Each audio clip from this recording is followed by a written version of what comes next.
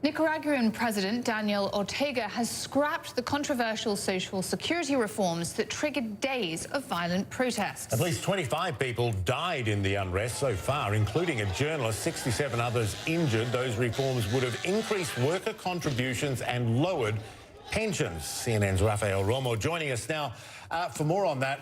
A bad political decision? Did he just not expect this sort of response? It was just incredible to see, Michael and Bianca, this afternoon, only a few hours ago, President Daniel Ortega come out on national TV and say in front of everybody, including his cabinet, that he is revoking the decision to reform Social Security. And this happened after 5 days of very violent protests. Started Wednesday when we saw a lot of people in clashes with security forces. The death toll so far, according to a human rights group, stands at 25, dozens and dozens of people injured. And when we look at the images that we've been getting, it's just incredible what's happening in Nicaragua. And one wonders whether the president, after seeing all the violence and everything that was happening, he had to essentially backpedal and decide not to go ahead with his decision to reform Social Security. Now, what people are telling us, and I've been talking to different human rights activists and other sectors in Nicaraguan society, is that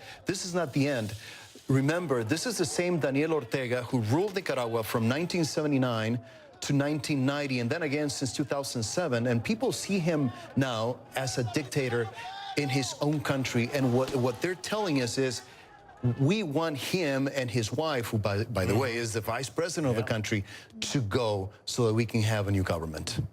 So this revoking the Social Security reform then would be quite out of character. I mean, has he ever backtracked on something like this before? He was elected on social programs, wasn't he? He's a very strong ruler, and it was a surprise to many journalists and many analysts because it happened so fast, only 5 days. And essentially, he said that he's going to go back to the table with the private sector. But there are many people who are angry for many other reasons. They blame the government for corruption. They say the election in which he was reelected to a third term in 2016 was rigged, something that the president denies. There's inflation. There's censorship against the media, a whole range of different issues that are making people very, very angry. Where does it go from here then? I mean, what is his popularity on the street? Is he at risk?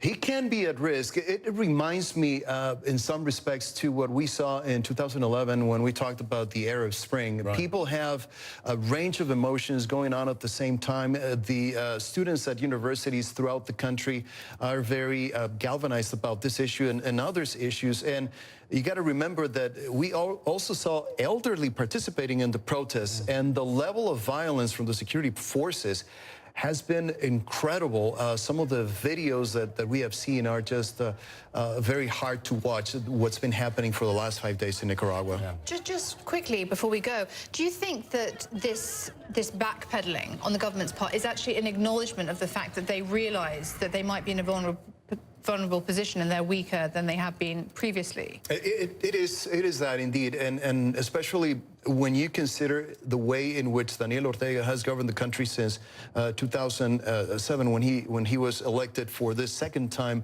in government. The way he has done things, the way he has silenced the opposition, the media, the way he has orchestrated and surrounded himself with loyalists from the Sandinista movement tells you a lot about his style of government. And what we saw, it was very, very surprising to many people. Big time of change there. Rafael Romo, yeah, I think a journalist was killed on Facebook Live. That's right. While he was reporting. Rafi, good to see you. Thank you. Thank you very much. Romo there.